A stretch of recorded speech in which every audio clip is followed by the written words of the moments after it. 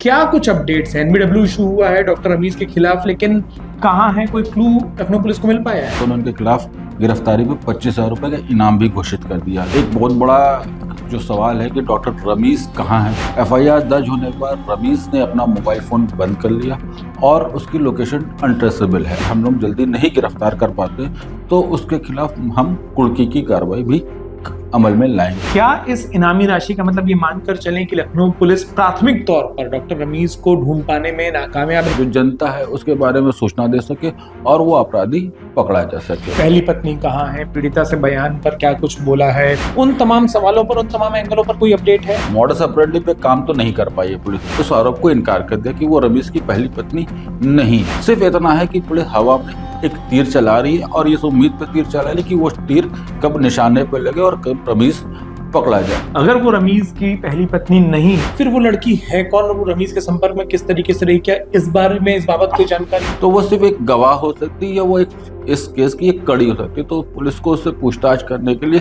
उसको एक नोटिस देना पड़ेगा। नमस्कार, मैं हूं उत्कर्ष चतुर्वेदी और आप देख रहे हैं अमर उजाला उत्तर प्रदेश।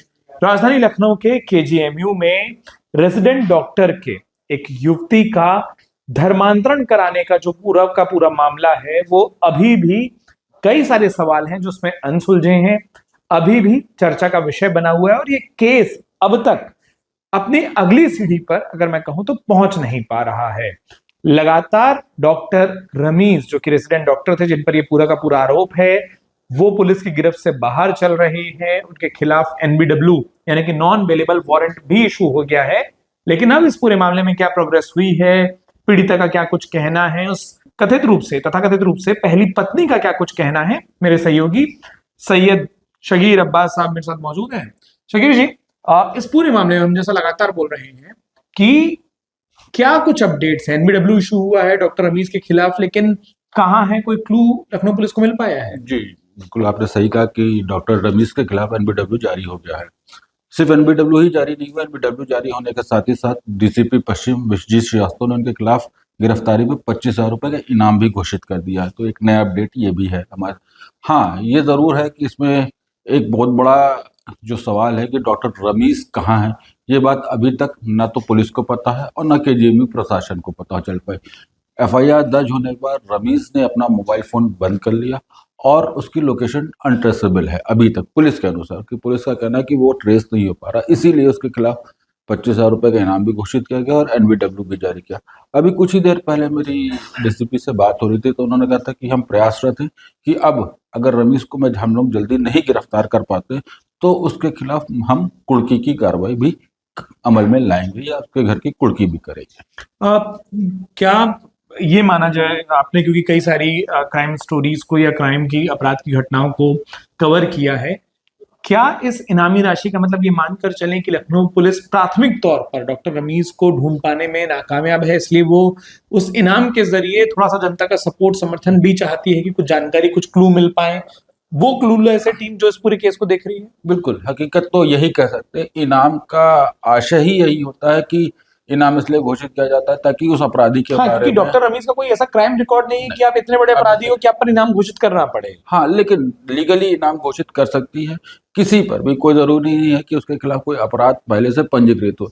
जब कोई अपराधी, चाहे उसने पहली दफा ही अपराध क्यों न किया हो और वो अनट्रेसेबल होता है, पुलिस नहीं पकड़ पाती है, तो उसके ऊपर इनाम घोषित किया जाता है ताकि लोगों, जो जनता है, उसके बारे में सूचना दे सके और वो अपराधी पकड़ा जा सके। शगीर जी, जो पिछली बार हमने बात की थी इस पूरे मसले पर, एक सवाल निकलकर सामने आया था कि क्या डॉक्टर रमीज आदतन या बिल्कुल पेशेवर तरीके से एक एजेंडे के तहत बार बार हिंदू लड़कियों को टारगेट पर लेता है? क्या, ठीक है, डॉक्टर रमीज नहीं पकड़ा है, लेकिन क्या पुलिस की जांच में बाकी तमाम जो सवाल थे, जो हमने पहली बार डिस्कस भी किए थे कि पहली पत्नी कहाँ है, पीड़िता से बयान पर क्या कुछ बोला है, क्या वो एक मोडस ऑपरेंडी से काम करता है, उन तमाम सवालों पर, उन तमाम एंगलों पर कोई अपडेट है? बिल्कुल, आपने सही सवाल किया। अब इस मोडस ऑपरेंडी पे काम तो नहीं कर पाई है पुलिस। रमीज का नेटवर्क क्या है, इसका खुलासा आज भी उन्हीं सवालों के घेरे में जो पहले दिन से था।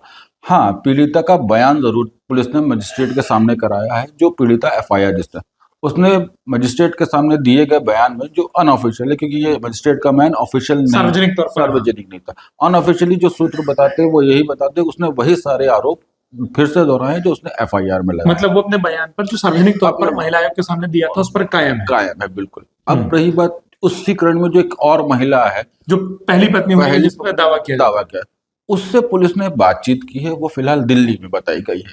पुलिस की एक टीम दिल्ली में गई थी, ये भी अनौपचारिक है, इसको भी पुलिस ने अभी लिखा पढ़ी में पुलिस नहीं लाई। अनौपचारिक में ये समझ, ये आपके पुलिस सूत्रों के मुताबिक आपकी जो जानकारी है। जी जी। तो उस लड़की से जब पुलिस ने बातचीत की तो पुलिस उसने उस आरोप को इनकार कर दिया कि वो रमीज की पहली पत्नी नहीं है।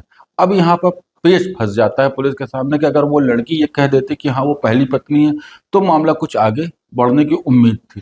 फिलहाल अभी मामला जस का तस वहीं का वहीं है कि पुलिस के पास कोई रमीज का क्लू नहीं है, उसके नेटवर्क का कोई क्लू नहीं है, वो आदतन ऐसा कर रहा था या कोई उसके पीछे गैंग ऑपरेट कर रहा था। इस बारे में अभी कोई भी सवाल का जवाब फिलहाल पुलिस के पास नहीं मौजूद है।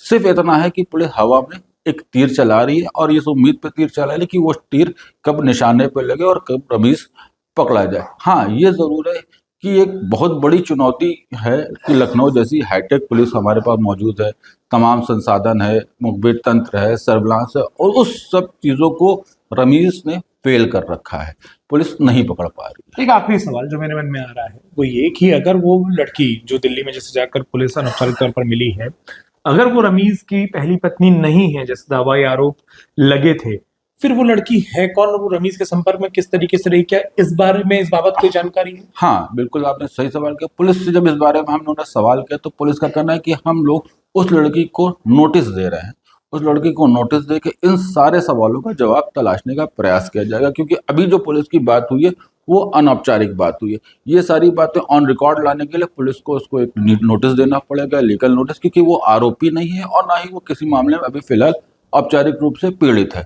तो वो सिर्फ एक गवाह हो सकती है या वो एक इस केस की एक कड़ी हो सकती है। तो पुलिस को उससे पूछताछ करने के लिए उसको एक नोटिस देना पड़ेगा, उस नोटिस पे पुलिस उसको बुलाएगी, उससे पूछताछ करेगी और उन जो आपने जो सवाल खड़े किए कि वो अगर वो पहली पत्नी नहीं है तो फिर रमीज से उसका क्या ताल्लुकात हैं या क्या संबंध है, सारे सवालों का जवाब तलाशने का प्रयास पुलिस करेगी। फिलहाल अभी सारे सवाल जस के तस इस मामले में बाकी हैं और मामला लगातार दिन ब दिन तूल पकड़ता चला जा रहा है। हाल ही में एक उसमें नया अपडेट आपने बताया भी होगा दर्शकों को कि वो पीड़िता जो है जो धर्मांतरण का शिकार, वो सीएम से भी मिली थी। सीएम से भी मिलकर उसने इस बात की गुहार अपनी पूरी वो शिकायत जो है उसको रखा था कि उसको न्याय दिलाया जाए। पुलिस प्रयास जरूर कर रही है लेकिन पुलिस के तमाम प्रयास नाकाफी साबित हो रहे हैं फिलहाल।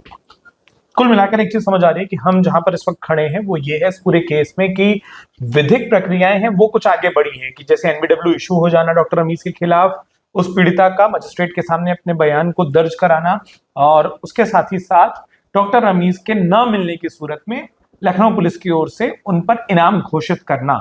लेकिन जहां पुलिस एक्शन की बात है या पुलिस की ओर से की जाने वाली कार्रवाइयों की बात है, उस पर कागज पर ये पूरा का पूरा केस वहीं छूटा हुआ है जहां पिछली बार हमने बातचीत की थी। सारे सवाल वैसे ही हैं, उनके जवाब अभी भी नहीं मिले हैं और लखनऊ पुलिस इन तमाम जवाबों पर एक ही बात कह रही है कि वो प्रोग्रेस करने की कोशिश में है। हाँ, अगर डॉक्टर रमीज की संपत्तियों की कुर्की होती है, वो अपडेट्स मिलते हैं या इस पूरे केस में जो भी अपडेट होगा, शकीर साहब आपके साथ फिर हम जुड़ेंगे और वो तमाम अपडेट्स अपने दर्शकों तक पहुंचाएंगे।